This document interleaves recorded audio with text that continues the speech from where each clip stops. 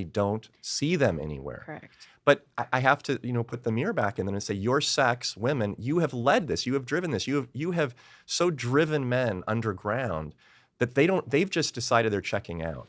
You've got to start to support. If you want more men, you need to start encouraging masculinity. You need to start encouraging men to offer unsolicited kisses. You need to encourage men to approach you, to say, you look amazing. What's your name? I want to take you out. Rather than rolling your eyes and screaming patriarchy, just because that guy may not have been the hottest guy that you've ever seen. Because you know what? He might be a great fit for someone else. You've got to start encouraging fathers to defend your daughters. So when a boy puts a skirt on and jumps, into the soccer game and gives your daughter a concussion in soccer, you need to encourage your father to pick up that guy and throw him over the fence. And women aren't doing that. No. And so we're being agreeable to that. Well, some. It's too much. Not all, but many of them are being agreeable. They're leading this. And then the men, obviously, they need to start stepping up, taking risks. And as men should, strong men, take those arrows. Accept that your role is not to be liked and loved and appreciated by everyone. Your role is to do good. And you might get injured emotionally, financially, socially. But if you do that, if you express courage and strength, women will see that. And strong women are attracted to strong men. Yes. Strong women do not want weak men. They want strong men. We don't want to take on someone else's role. Of course Why? I want to be a woman. Let me be submissive. Let me be, the nurturer. Right. This is what I've observed. I think that women can take more physical pain than men. Absolutely. But women cannot take more emotional pain than men. You're right. Men are more masculine, so they're, they can take on stress more because they're providers, and providing requires a lot of work, a lot of hard work that triggers stress. Women, physical, men, they can take more stress. It's a good point. Yeah. I always observe, I'm like, well, that's why women are in bad mood. We're pushed to be these men. We're pushed to act like men, talk like men, walk like men, because we're missing the masculinity, excuse me. So of course that's going to put us in a bad mood. Then there's this other piece too. You cannot be a fulfilled woman expressing your femininity in the absence of masculinity. Oh my God, the women are already screaming, that's so patriarchal, that's chauvinistic, that's misogynistic. I can be everything I want to be without a man. Yes. Nonsense. You cannot express your femininity without masculinity. Think about art.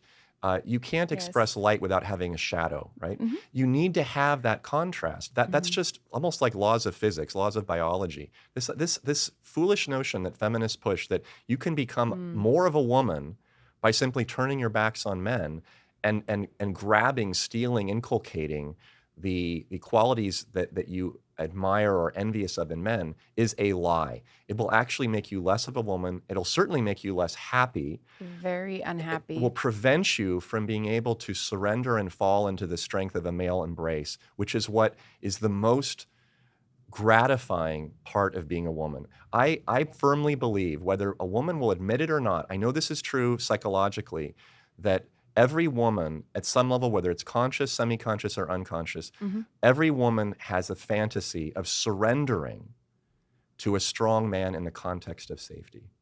Every single woman. I will affirm. Because again, it's not in our nature to be fighters. No. It's our nature to be nurturers. There's a big difference.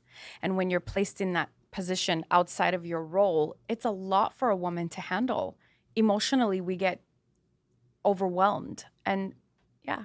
You can't nurture when you're fighting. No. You can only nurture when you're safe. And you can't be safe unless the man there that's with you is strong.